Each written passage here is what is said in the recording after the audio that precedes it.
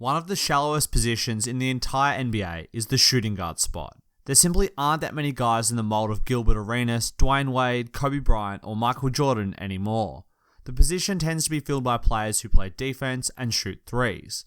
More and more of the creation and isolation play is left to fast, crafty point guards who are just simply more skilled than their bigger counterparts on average. So when a guy who is 6'5" or taller, lightning quick, and has a great shooting stroke comes along, you pay attention. This season, Chicago Bulls will be paying extremely close attention to the full return of Zach Lavine. The young shooting guard fits all of these categories and looks to be just as athletic after his return from an ACL injury. But the Bulls were essentially forced to match the Kings' offer and sign him to a 4-year, $78 million deal. This video will examine whether or not that contract was worth it, and just how good I think Zach Lavine is going to be, and then finally why I think this young Bulls core could be extremely dangerous going forward. And let's start with the big old contract that Sacramento Kings gave Lavine in order to try and lure him from the Windy City. There's no denying that $78 million over 4 years is a lot of money, but when you look at the going rate of NBA stars, it actually doesn't look so bad. Players like Mike Conley and Nicholas Batum are going for over $30 million a year, and while they are both currently better than Lavine, I'm not sure if they will be for long. Realistically, this was only 20-ish% of the Bulls salary cap for the next 4 years, and they have an extremely young core on a lot of rookie scale deals. For the Bulls, it was a no-brainer to match this offer. If they didn't match, then Lavine walks for nothing, and they are left looking for a truly talented guard who can create for himself and his teammates. Even if Lavine never came back to his full self, he was always going to be a decent athlete who could still shoot threes. And while that isn't worth $20 million a season, the Bulls would still have a world of cap space to sign other players. This is all made possible by the fact that Dunn has 2 years left on his rookie deal, Markkanen has 3, and Wendell Carter Jr. has all 4. These young players being on such cheap deals allows for the Bulls to take risks without crippling their franchise. When you already have players like LeBron, Kevin Durant, and Steph Curry on big deals, every single contract you sign has to be perfect if you want to maximize your chances of winning a championship. But when you are in this talent accumulation phase, you can take risks with how much money you give to players.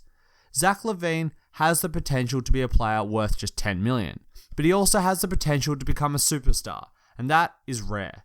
And that's why I think the contract was perfectly fine from Chicago. And I say this as one of the biggest critics of the Bulls front office over the previous few years. But I genuinely now think that they have done a fantastic job of rebuilding this franchise since the departure of Jimmy Butler. And how far they can go depends a lot on Lavine. Lavine is an extremely long and lanky 6'5" guard who is absolutely lightning quick and can jump out of the gym. Every single NBA fan remembers his insane hops and athleticism during the 2 dunk contests that he won. But what they might not remember is that before his ACL injury, he used this athleticism to great effect on the Minnesota Timberwolves. In the 47 games he played that year before injury, he averaged 19 points a game and shot 39% from deep. But what was more impressive was his slashing and driving when given the ball, and his cutting and off-ball movement when he played off of the ball. He was the 4th option really on that team, as Wiggins dominated a lot of production and Ricky Rubio was tasked with setting up and distributing. In a way, Lavine's last season reminded me a little bit of James Harden in OKC. He was clearly better than his role and could have potentially grown into a star. And I think that the Timberwolves had full belief in this before he went down with injury. I think that they fully envisioned Lavine, Wiggins and Towns being their big 3.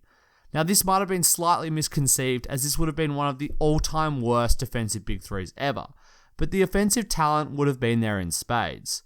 This all came crashing down though when Lavine injured his ACL, and the Timberwolves had to reassess their situation. They took the risk and traded him, Dunn, and the number 7 pick for Jimmy Butler and the number 16 pick. And while it obviously hasn't worked out as they hoped, I still think this was a good deal for both sides.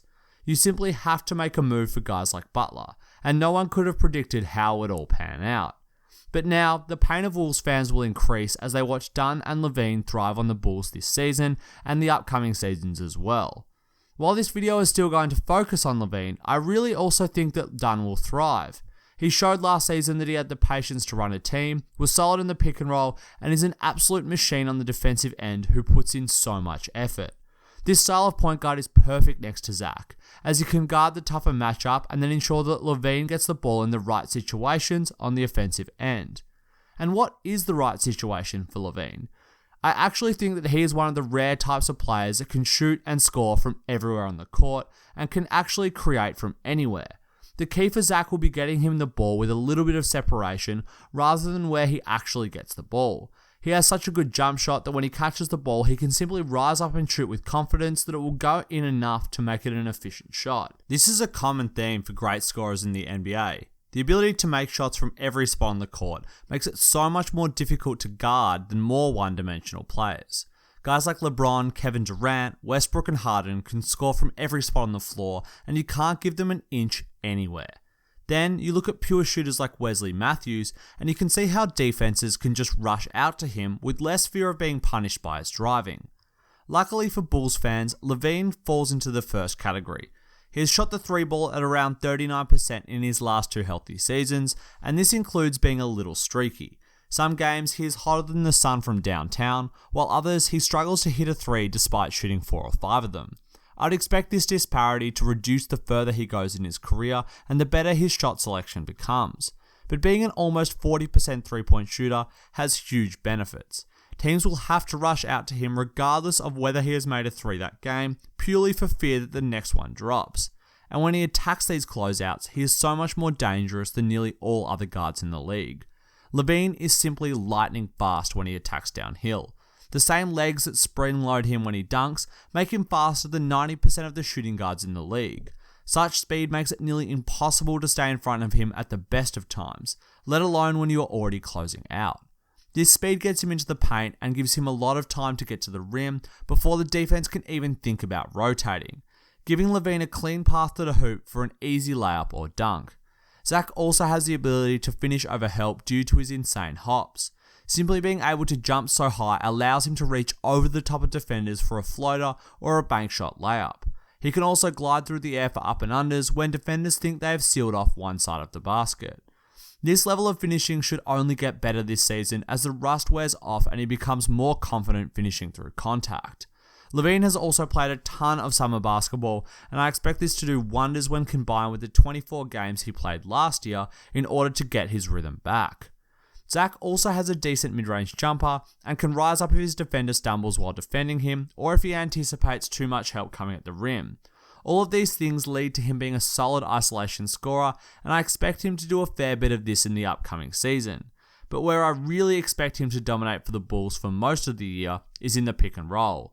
Lavine benefits so much from having the additional space granted by a screen and uses it well to get into the paint and set himself and his teammates up. And this is why the pick and roll is becoming such a huge part of the NBA and specifically of Fred Hoiberg's offense in Chicago.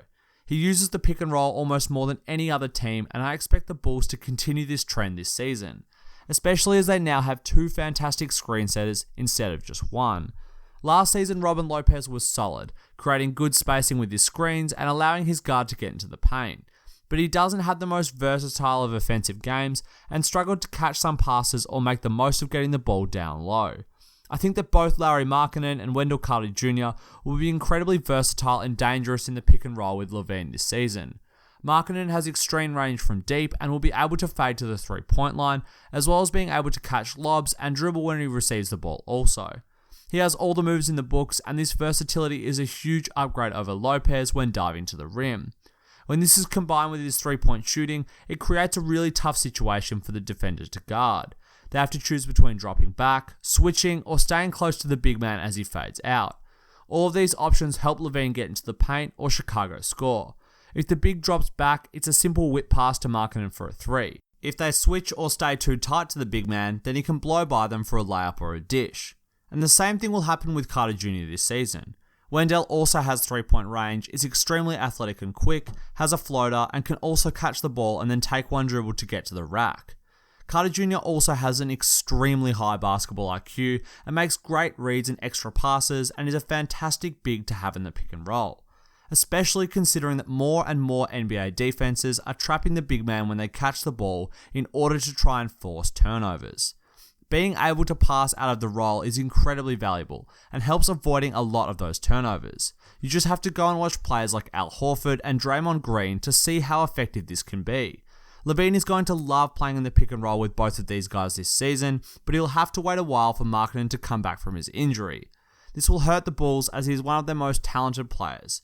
But Chicago has a much higher level of talent on the roster when compared to last season and should be able to survive it. Being able to kick the ball out to Dunn, Parker, Holiday and Portis, as well as other players on the roster, will help provide proper spacing for Lavine to operate in. I truly think he's going to dominate this year and should be able to put up between 20 and 24 points a game to go along with around 4 assists. The assists and his defense are areas of the game that he really needs to work on. Lavine himself has said that he wants to make defense a focus, and in the first preseason game he looked solid. But he has a tendency to make lapses and allow for easy points, and in this regard his slight frame really hurts him as bigger guards tend to overpower him. He is never going to be a star on this end, but the effort was a good sign and I hope to see it continue.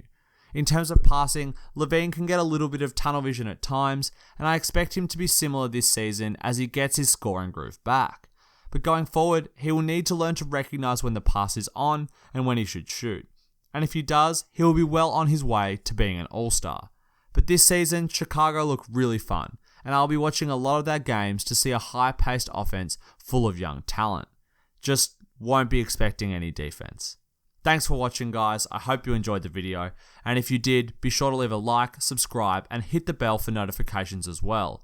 And let me know in the comments what you think of Zach Lavine and the Chicago Bulls.